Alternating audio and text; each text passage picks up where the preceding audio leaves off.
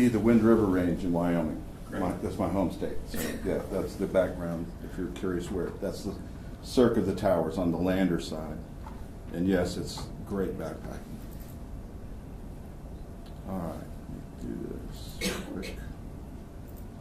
All right, so a little background. I know he introduced me a little bit, but to give you a little bit more background, I did served 4.5 years on the Planning Commission in Salt Lake City. And this was just post-Olympics. And we had received a bunch of federal dollars because we needed to move people around. And so the very first thing that they did in terms of the city, and I'm going to be presenting sort of this idea of organic cities. And it's very relatable to campuses. And a lot of what you all have been talking about fits with this sort of concept of what's known as an organic city. So we begin with light rail, but then we begin to expand. And we begin to address sort of this holistic vision of what sustainability really is and what it looks like. So one of the things that we've been working on is creation of a database, and that database, as we found out on Monday, is going to hopefully turn into a book. So it's going to be about municipal sustainability, and there's going to be all kinds of indicators in terms of their commitment to reducing their carbon footprint and what they're doing in terms of the grass. And I say it's a grassroots movement because, quite frankly, there's not a lot going on at the federal level. There's not a lot going on around with the state level, but on municipal level, there's a lot going on across the country. So to give you some idea of the principles of sustainability, you have environment, society, and economy.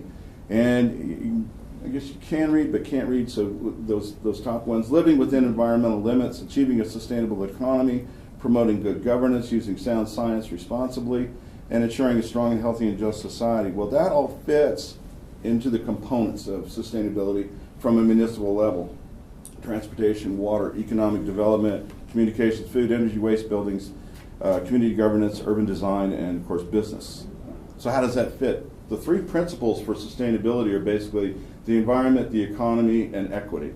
And former colleague of ours, Jenny Vanos, and myself and others developed this sort of Venn diagram, shall we say. And the idea here is that the closer the program is to dealing with the natural resource or the environmental aspect, is up on the A side. If you have economy, it's up on the B side. And the tough one, the one that gets ignored a lot, is equity.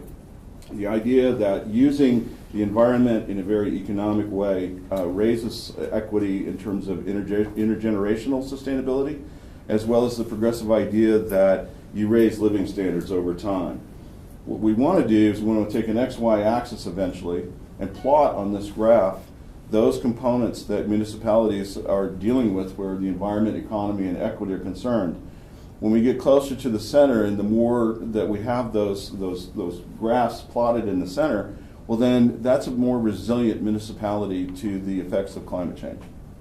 That's our concept. We begin, though, we have to use a theoretical frame, and we're using, or at least I'm using, polycentricity. It was developed by Eleanor Ostrom. And I couldn't find a really good graphic representation of what it really means.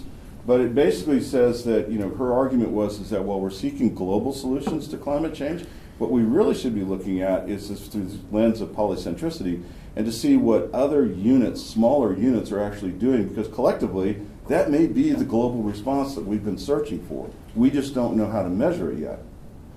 So we've begun the database, and this gives you some idea in terms of the United States and where we're at. We took the census data, the Census Bureau data, and we broke it out, and then we began this process of looking at each municipality's websites and contacting them and figuring out if they were doing anything to do with sustainability. And the totals, basically, you've got 295 total municipalities in the United States of basically 100,000 and larger. And 85% of those municipalities are engaged in some form of sustainability. So this fits into that polycentricity model, but we also know from the data that these municipal sustainability efforts are very disparate. So you've got New York, Chicago, Portland, Seattle, Salt Lake, and other entities, Austin, San Antonio, and then you've got Lubbock. And I'm going to address that sort of towards the end here. But coming from Salt Lake City, and this is what we've done, the municipal administrative buildings, as well as a lot of the county buildings in Salt Lake, have been built, and they're called Netzero Buildings. And the Netzero Buildings are basically the idea that these become energy producers, not energy consumers. They recycle their water, They run heat, and now there's thin film solar panels that fit onto the outside of buildings that you can run heat, you can run air or water through that increase the energy efficiency of the buildings. And then you've got solar panel arrays or wind turbines, small wind turbines, et cetera, that you attach to the grid. And basically, these become energy producers to the grid for the electric system for the city. Green rooftops, this is in Chicago. And I like this a lot because my favorite one is down here on the lower right. This is an elementary school with a playground on its roof. And then you've got commercial buildings. You'll see those sometimes in Seattle and Portland. And City Hall has green rooftops as well. And if you go back to the Netzero building in Salt Lake, they have green rooftops and gardens as well. And then residential, of course, and green rooftops. This is one of my favorite topics. So part of the stimulus package under the Obama administration was the creation, at least the starting, the fuel money, the funding money, to start a national high-speed rail system.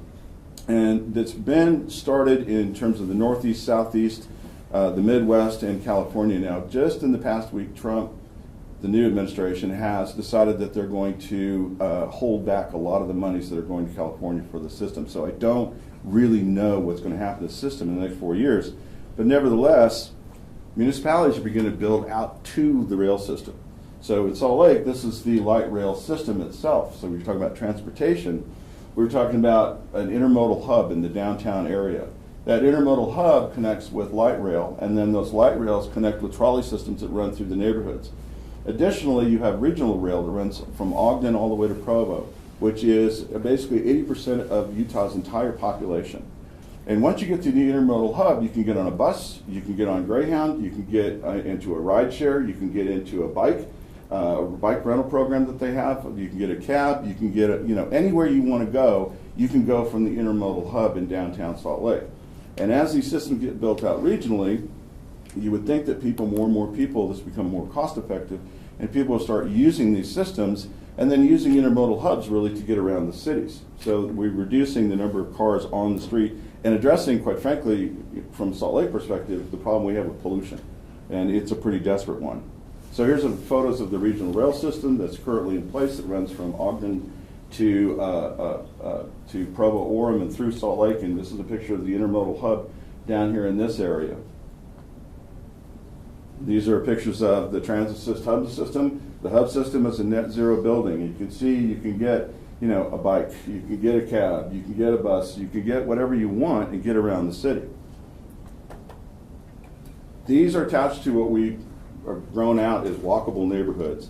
And this one is the Sugar House neighborhood. So when you get on the trolley and you drive into the intermodal hub for the residential area, you enter into an area called a walkable neighborhood. And you've got shops, you've got grocery stores, you've got parks, you've got open space. So you've got all kinds of things that you can do in this walkable neighborhood. And then those are connected, not very long distance, to other walkable neighborhoods. So this is the 9th and 9th area. This is my old hood. I used to live about a block away from this corner.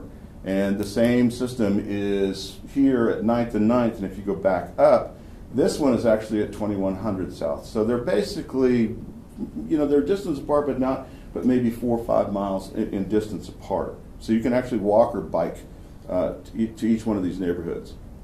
And then in Chicago, you've got the Green Street effort, same thing in Salt Lake and other municipalities where you're cleaning the streets up. This is an alleyway in Chicago, in downtown Chicago, because they have a Clean Alleys program. And I often joke that our alleys here look like third world country alleys, and that when the wind blows, it's kind of like living in a landfill, because now I counted, I've got 3 sacks in my tree in the backyard, which then leads to urban gardens. Urban gardens, any open space, any space that's not being used, then the community used to create an urban garden. It also has a sense of instilling pride into their city or to their neighborhood, their community, and they're interacting with each other and looking out after each other. And it's very creative, very innovative, because this one is my favorite. That is a vertical urban garden, and that's in the middle of O'Hare Airport. So they're actually growing food in the middle of O'Hare. If you got space, you can do it, right? Which leads to farmers markets. These very cool farmers markets. So this leads into the economic side of things. You have small businesses, and primarily it's very chef-driven. So produce that's grown in the urban gardens then is sold at the farmers market. Farmer market, again, it comes to a space where an area of communication or gathering together for everybody. And then again, communities are starting their own farmers markets. Downspout disconnect is in Chicago, so basically you use the water that's coming off your roof and you water your garden, you water whatever. Xeriscaping. Entire blocks in neighborhoods are xeriscaped using native plants. This reduces the water footprint. And then it all begins with recycling. And to give you some sense of how recycling works and how it can be developed, the blue can in Salt Lake is the biggest can. The brown can is equally as big, and the glass can is relatively small, but the smallest of all is the trash can, because everybody's engaged in recycling. And you just don't send it out. So I was going to compare. Well, this is the sustainability page for Lubbock. And if you navigate this page, it'll give you some information about native plants. It will give you a coloring contest for a calendar that I don't know where it is, but for kids. And then an admonishment not to throw your cigarette butts out on the street. So if you're talking about the disparate sort of sustainability activities, there's a great deal of difference between the municipalities. And then lastly, I wanted to throw a picture up of my granola mafia friends. They hauled a couch up recently for a Super Bowl party. That's about 8,000 feet up into the Wasatch Range. And these guys used to be students at the University of Utah and helped me a lot with a lot of the sustainability programs. And I've spoken to the SGA, the Student Government Association, on 2 occasions here. And at the University of Utah, basically, we invented this idea that you add $1 per student in student fees. Now, I've been told by the SGA they don't like student fees. Well, nobody likes student fees. But the thing is that once you get the money, then you run a competition where students are student-driven. Student-driven comes up the idea of the sustainability activities, and then you parse the money out, and they go out and they do the sustainability activities. What that does, from the economic side of things, is it gets the students engaged, and quite frankly, their student fees probably won't ever go up. If they do, it'll be very slow and very marginal. At the same time, they're going to be saving resources and money here on campus. Thank you.